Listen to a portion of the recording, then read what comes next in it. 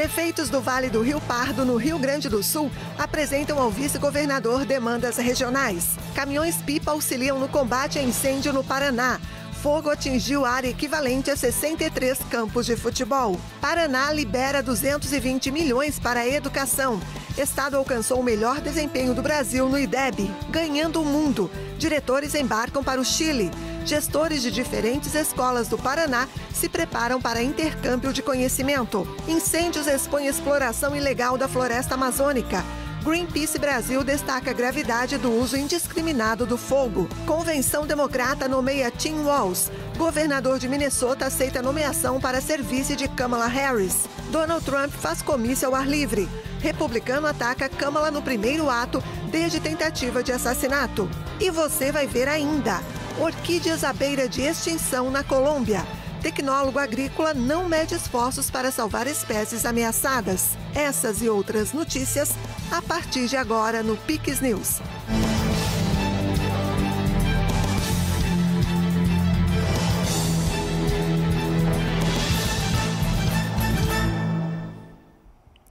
Olá, sejam todos bem-vindos ao Piques News desta quinta-feira, 22 de agosto.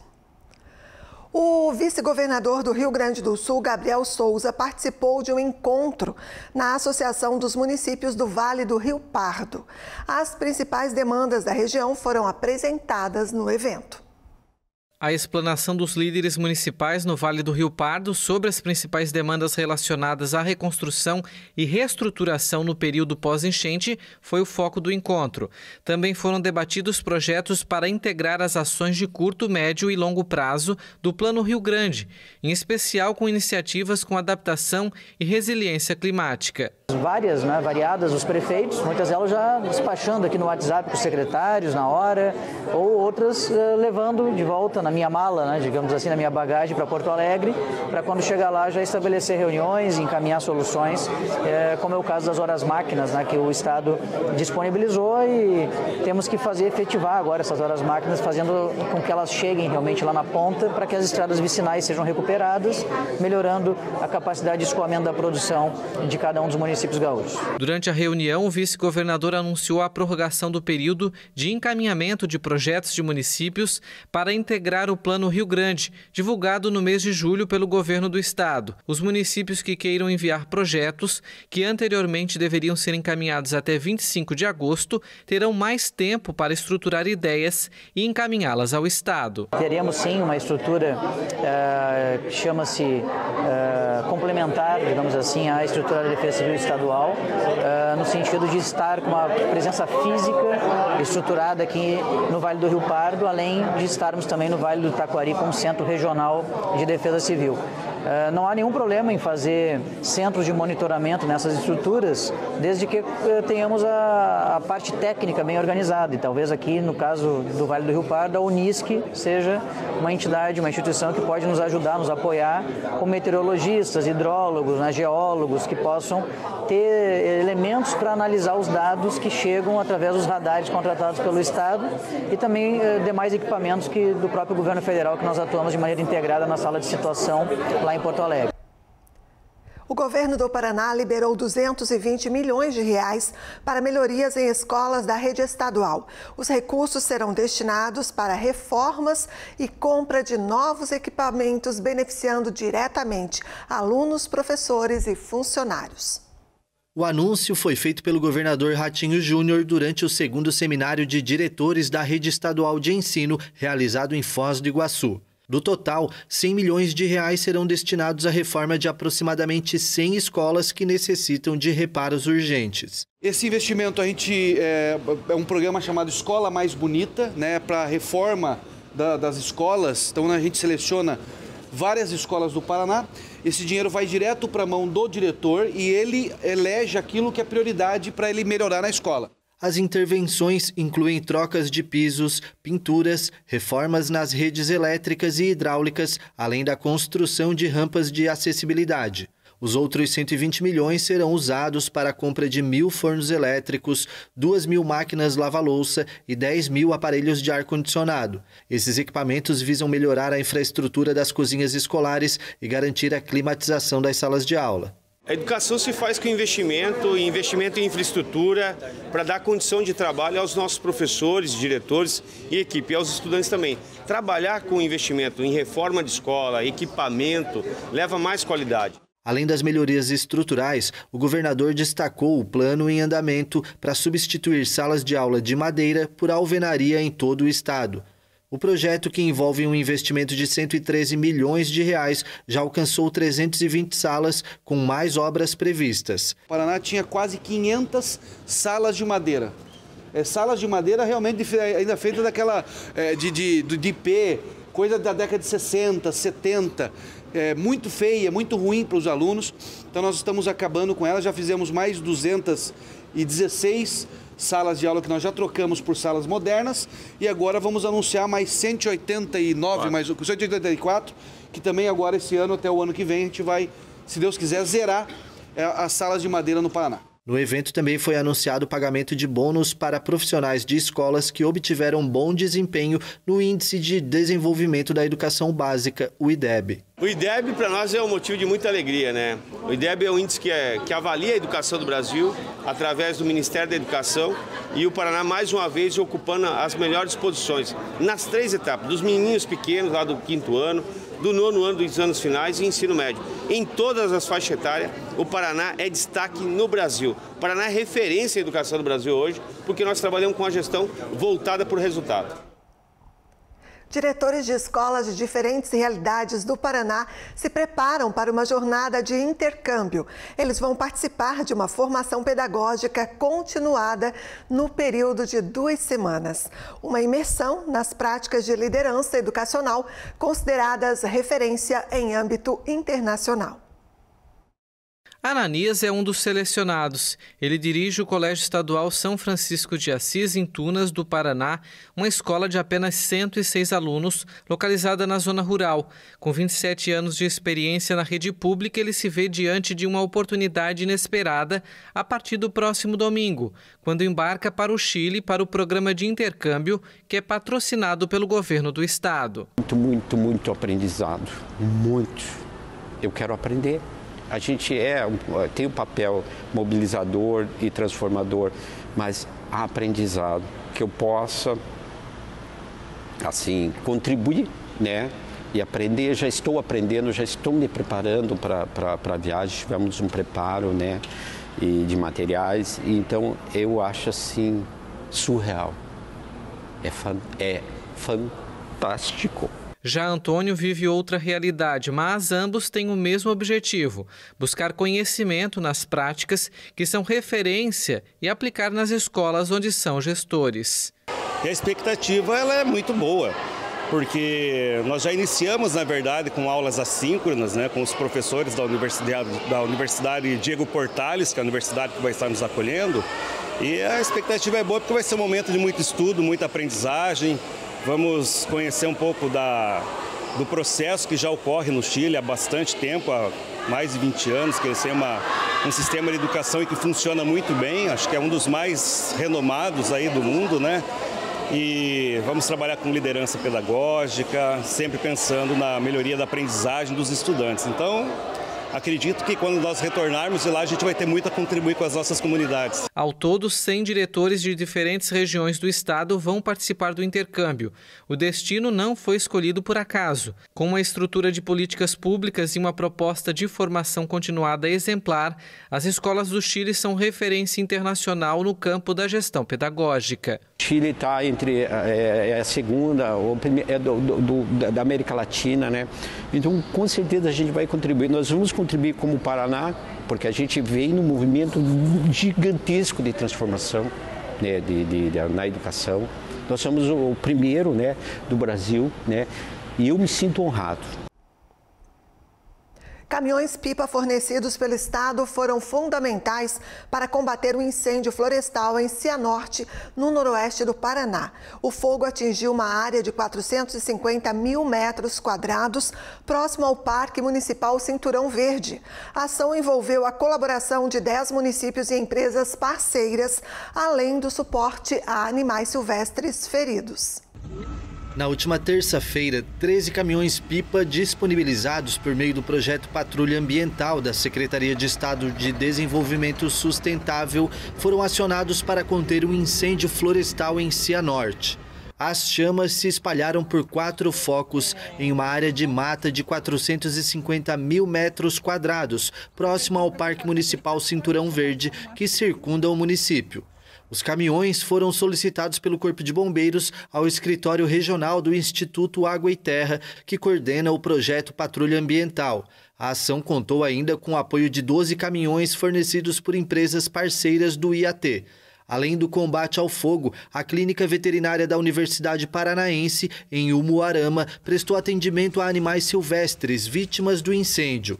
Até o momento, um gambá e um coati foram resgatados e tratados pela equipe. O incêndio já foi controlado, mas o chefe do IAT em Cianorte alertou para o risco de novos focos devido às condições climáticas.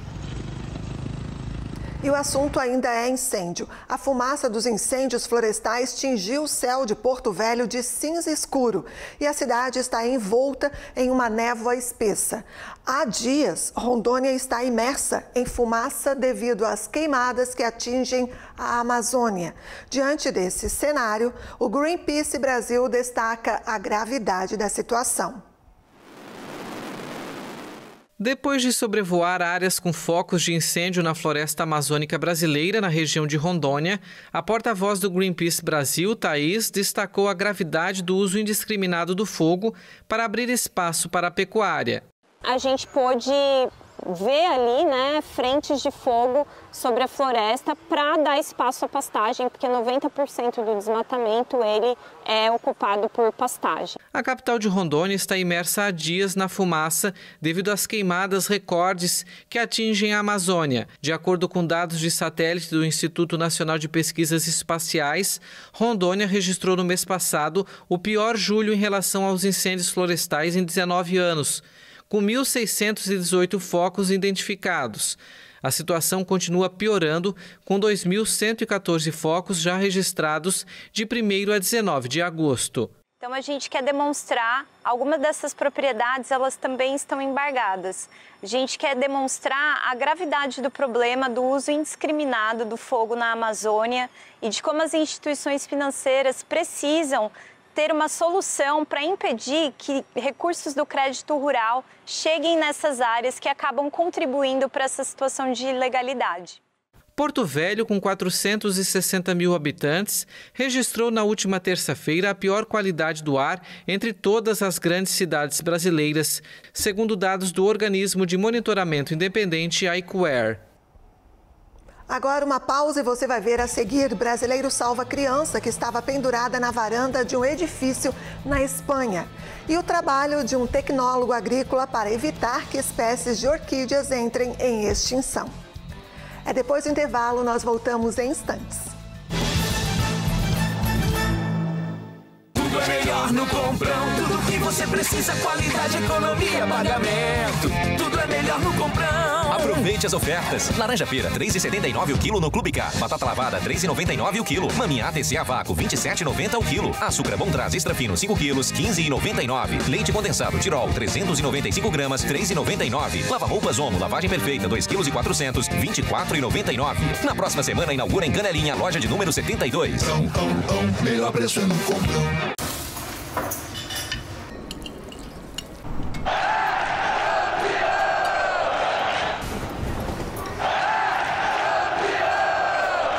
O nosso estado é campeão nacional na produção de carne suína, pinhão, cebola, ostras, vieiras, mexilhões e maçãs. São 400 milhões de reais investidos em políticas públicas para o agro.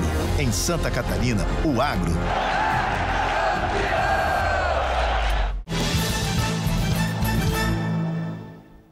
Estamos de volta com o Pix News e agora você confere alguns destaques internacionais. A Tailândia anunciou nesta quinta-feira que detectou o primeiro caso da nova variante da Mpox, mais contagiosa e mortal, em um paciente europeu que viajou ao país asiático procedente da África. O Departamento de Controle de Doenças afirmou que os exames de laboratórios do paciente, um europeu de 66 anos, confirmaram que ele foi infectado pela variante Cladum B, responsável pela atual epidemia. O homem infectado foi colocado em quarentena no hospital. Mais de 40 pessoas que tiveram contato com ele estão sendo monitoradas. O Ministério da Saúde afirmou que qualquer pessoa que viaje para a Tailândia, procedente de 42 países de alto risco, será obrigada a fazer um registro e passar por um exame na chegada. Diante do aumento de casos de Mpox na República Democrática do Congo, que também afeta Burundi, Quênia, Ruanda e Uganda, a OMS decidiu declarar uma emergência de saúde pública internacional em 14 de agosto, o nível de alerta mais elevado.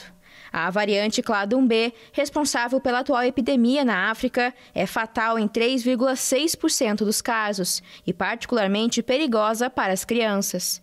A Mpox é uma doença viral que se propaga de animais para humanos, mas também é transmitida através do contato físico próximo com uma pessoa infectada com o vírus. Mergulhadores encontraram o corpo do magnata britânico da tecnologia Mike Lynch. Agora é oficial. Mergulhadores encontraram o corpo do magnata britânico Mike Lynch. A Guarda Costeira italiana garantiu que apenas o corpo de uma mulher, a sexta das pessoas dadas como desaparecidas, permanece entre os destroços do barco. Na quarta-feira, os mergulhadores especializados recuperaram os corpos dos destroços do Baesian, que afundou a 50 metros de profundidade perto de Palermo. Lynch, de 59 anos, um bilionário conhecido como Bill Gates britânico, celebrava com amigos, colaboradores e advogados a absolvição em junho em um julgamento por fraude nos Estados Unidos que poderia ter lhe custado anos de prisão. O navio afundou em questão de minutos, a cerca de 700 metros do porto de Porticello, após a passagem de um tornado na manhã da última segunda-feira. 15 das 22 pessoas a bordo foram resgatadas. A velocidade que o navio afundou e o fato de outras embarcações em volta não terem sido afetadas levantam dúvidas principalmente sobre se a quilha lastrada, que funciona como contrapeso ao imponente mastro de 75 metros, estava abaixada ou levantada no momento da tempestade.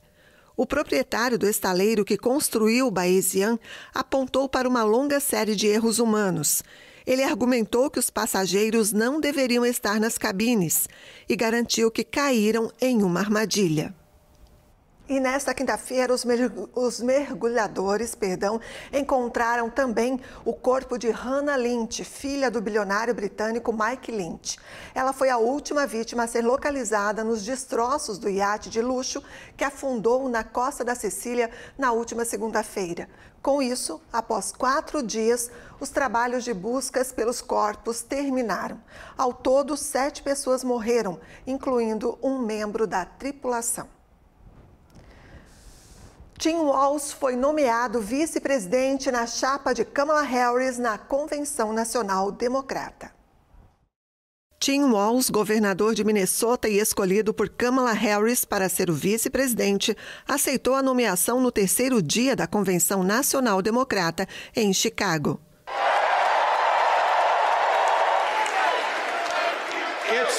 It's the honor of my life. É a honra da minha vida aceitar a nomeação para vice-presidente dos Estados Unidos.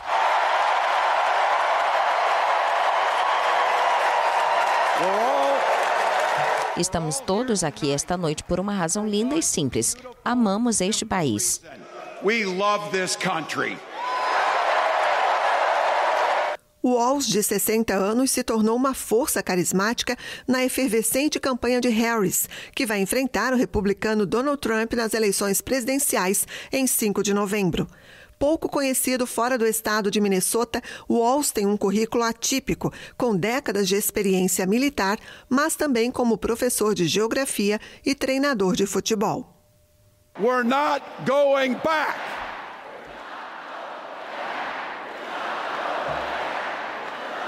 Não vamos voltar atrás, temos algo melhor para oferecer ao povo americano e tudo começa com a nossa candidata Kamala Harris. With our candidate, Kamala Harris.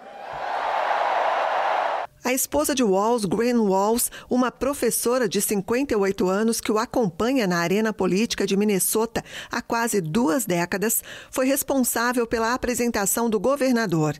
A Arena United Center também recebeu Bill Clinton, o ex-presidente, um dos pesos pesados do partido, que adotou uma postura mais discreta nos últimos anos, afirmou que Kamala Harris é uma escolha clara para o povo. A ex-presidente da Câmara dos Representantes, Nancy Pelosi, e a jornalista e apresentadora de televisão Oprah Winfrey também discursaram, apelando aos independentes e aos indecisos que não hesitem em apoiar Kamala Harris. Estrelas também estiveram na convenção para apoiar a candidata. O cantor Stevie Wonder fez um breve discurso antes de cantar. A multidão também celebrou a participação de atores e do cantor John Legend. E o candidato republicano Donald Trump participou de um comício na Carolina do Norte. O primeiro ato de campanha ao ar livre desde que sofreu uma tentativa de assassinato em julho. O republicano Donald Trump atacou a democrata Kamala Harris no primeiro comício ao ar livre desde a tentativa de assassinato em julho. Trump falou aos eleitores na Carolina do Norte. O republicano de 78 anos prometeu que fará com que o país volte a ser forte e grande. Ela destruirá nosso país, assim como destruiu São Francisco, assim como destruiu a Califórnia. Com a vitória de Trump, teremos novamente a maior economia da história. Faremos coisas que nos tornarão tão grandes, tão rápido. Vamos trazê-la de volta. Vamos tornar a América forte novamente. Vamos tornar a América grande novamente. As medidas de segurança foram reforçadas para o evento. O republicano foi protegido por uma estrutura de vidro blindado. O serviço secreto recomendou que Trump deixasse de participar de atos públicos ao ar livre. Acostumado a multidões, ele vinha fazendo comícios em locais fechados. Subiu para 27 o número de mortes relacionadas aos protestos pós-eleições presidenciais de 28 de julho na Venezuela, que também deixaram mais de 2.400 detidos. O dado foi divulgado hoje pelo procurador-geral Tarek William Saab. Segundo ele, as mortes estão sob investigação do Ministério Público. Além das vítimas fatais, o procurador afirmou que 190 pessoas ficaram feridas. O Conselho Nacional Eleitoral da Venezuela proclamou Maduro como vencedor da eleição, com 52% dos votos, sem apresentar os detalhes da apuração. A oposição denunciou fraude e afirmou ter provas. Os questionamentos levaram Maduro ao Tribunal Supremo de Justiça, que respondeu nesta quinta-feira, validando a reeleição para um terceiro mandato de 6 anos, até 2031. E a Argentina sofreu um novo revés judicial nos Estados Unidos. Uma corte de apelações confirmou uma decisão judicial que autoriza o confisco de títulos do Tesouro Americano que a Argentina utilizou como garantia para emitir dívida. Os demandantes, no caso, são 7 fundos de investimento que compraram dívida argentina em 1994 e foram prejudicados quando o país declarou moratória em 2001. A demanda inicial era de cerca de 420 milhões de dólares, ou 2,29 bilhões de reais. O Tribunal do Distrito Sul de Manhattan autorizou em 2021 o confisco de ativos da Argentina nos Estados Unidos, incluindo títulos do Tesouro Americano que Buenos Aires usou como garantia para apoiar uma emissão de dívida soberana. O caso remonta à década de 1990, quando a Argentina emitiu títulos garantidos como parte de um plano de alívio da dívida soberana, conhecida como Plano Brady. O plano envolvia a troca de quase 30 bilhões de dólares em títulos comerciais não garantidos por outros com garantia, com vencimento em 2023, segundo o tribunal. Na mesma semana, outra corte americana negou à Argentina uma moção contra o fundo Titan Consortium, que exige do país sul-americano o pagamento de uma indenização de 320 milhões de dólares pela nacionalização das aerolíneas argentinas em 2008. No total, segundo o analista Sebastián Maril, da Latam Advisors, os casos judiciais abertos que a Argentina enfrenta somam 28 bilhões de dólares, o equivalente a 153,1 bilhões de reais. Um brasileiro salvou uma criança que estava sentada na grade de uma varanda no segundo andar de um edifício no sudeste da Espanha. A ação foi filmada por pessoas que estavam no local. Aconteceu em Alicante, no sudeste da Espanha. Os vizinhos perceberam que uma criança tinha subido em uma varanda do segundo andar. Alertado pelos gritos, um homem que estava no apartamento ao lado saiu pela janela e, caminhando pelo parapeito da fachada, conseguiu alcançar a criança e ajudá-la a voltar para o apartamento. A polícia espanhola informou que o menor e a família são turistas, mas não especificou a nacionalidade. De acordo com a imprensa local, o homem é um trabalhador de origem brasileira que estava fazendo uma obra na casa vizinha quando ouviu os gritos e não hesitou em se arriscar para resgatar a criança. Centenas de atletas se acomodam na Vila Paralímpica no norte de Paris, que abriu as portas oficialmente nesta quarta-feira. A abertura dos Jogos Paralímpicos ocorre na próxima quarta. A Vila Paralímpica de Paris 2024 está finalmente aberta. Após os Jogos Olímpicos, o local passa a receber centenas de atletas que, a partir de 28 de agosto, vão brigar por um lugar no pódio. Bem, para mim, quero, assim como todos os atletas, a medalha de ouro. Vamos dar o melhor para conseguir. A vila não precisou de grandes melhorias. Ela já havia sido projetada com as exigências para os atletas paralímpicos. Acho que os Jogos Olímpicos foram ótimos, mas os Jogos Paralímpicos vão ser muito melhores, porque muitos atletas têm uma história difícil e isso é uma grande motivação para as pessoas. Além dos 4.400 atletas de cerca de 180 países, também ficarão no local agentes administrativos, auxiliares, médicos e outros colaboradores e dirigentes.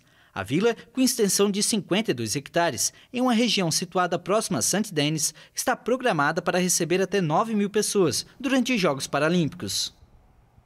E agora nós vamos conhecer um tecnólogo agrícola colombiano que cultiva plantas exóticas e nativas em um esforço para salvar espécies ameaçadas de extinção.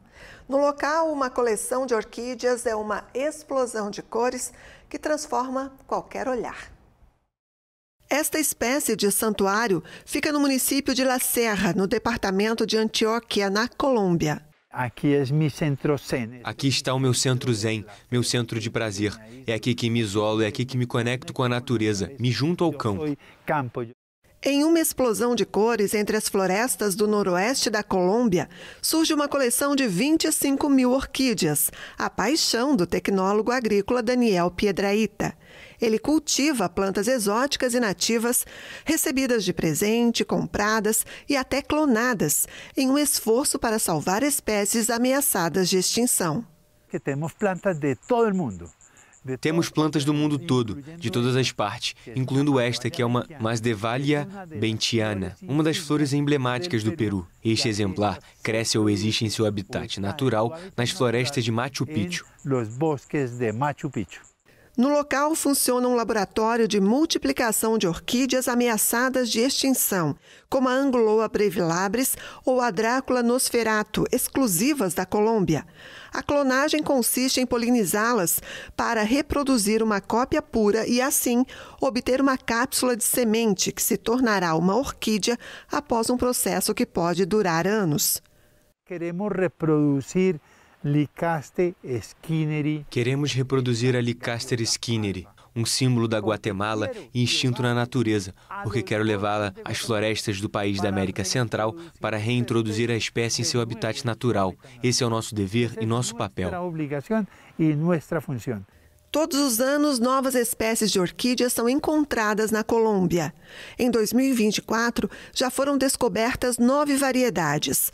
O tecnólogo sonha em criar uma rotina de clonagem no país que tem uma das maiores biodiversidades do planeta. Um banco genético que tenho a responsabilidade de cuidar, de não deixar nenhuma planta morrer e de fazer com que cada espécie se reproduza perfeitamente. Que cada planta se reproduzca perfeitamente. Em todo o mundo, as plantas estão cada vez mais ameaçadas devido ao desmatamento, o que torna o trabalho de Daniel muito importante. Grande parte das espécies de orquídeas são encontradas nas profundezas das florestas tropicais, como a Amazônia. Lindas orquídeas, né? Belo trabalho. Essa edição do Pix News fica por aqui. Mais notícias no nosso site e também nas nossas redes sociais. Muito obrigada a você pela companhia. Na sequência tem Lost e a gente se encontra amanhã. Até lá. Pix TV é conteúdo todo dia.